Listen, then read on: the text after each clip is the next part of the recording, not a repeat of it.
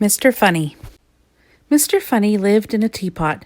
It had 2 bedrooms, a bathroom, a kitchen, and a living room, and it suited Mr. Funny very nicely.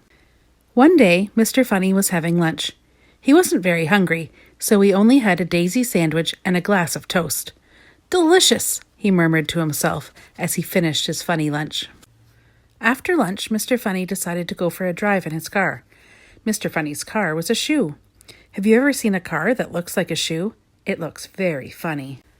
As he drove along, everybody who saw him laughed at him because he was such a funny sight. He passed a worm on the side of the road. This worm thought Mr. Funny in his funny car was the funniest thing he had ever seen. He nearly laughed himself in two. Even the flowers Mr. Funny passed thought he was the funniest thing they had ever seen. They nearly laughed themselves out of the ground. Eventually, Mr. Funny came to an intersection. He didn't know which way to go, so he looked at the signs. One of the signs said, "To the zoo." That will be fun, thought Mr. Funny, so he drove his shoe toward the zoo. When he arrived at the gate of the zoo, he stopped. It was closed.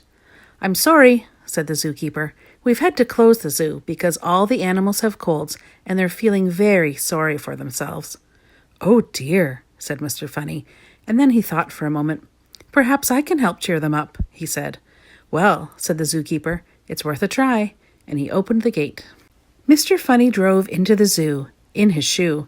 The first thing he saw was an elephant. It was true. The elephant was feeling very sorry for herself, very sorry indeed.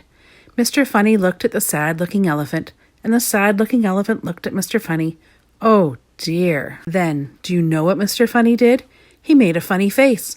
Mr. Funny, as you'd imagine, is very good at making funny faces. The elephant giggled. She'd never seen anything so funny. Mr. Funny made another funny face. The elephant burst out laughing. The elephant laughed and laughed and laughed. She laughed so hard she nearly laughed her trunk off.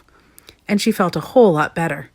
Mr. Funny went over to the lion house. There was a lion, feeling very sorry for himself. Mr. Funny looked at the sad-looking lion, and the sad-looking lion looked at Mr. Funny. Oh, dear.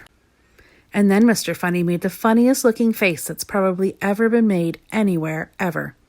Now, you've heard a lion roar before, haven't you? Well, this lion roared too, with laughter.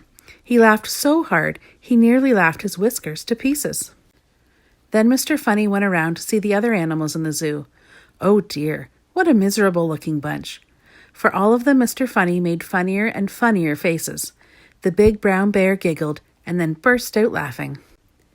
And the giraffe laughed so hard she nearly laughed her neck into a knot.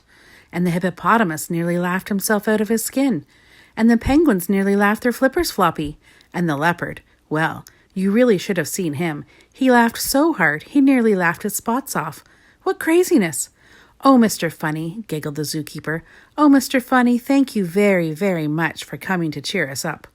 "Oh, it was nothing, really," replied Mr. Funny. And he drove off in his shoe.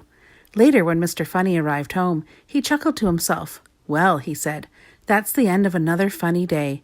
And he parked his shoe and went inside his teapot, and because he was feeling thirsty, he made himself a nice cup of cake.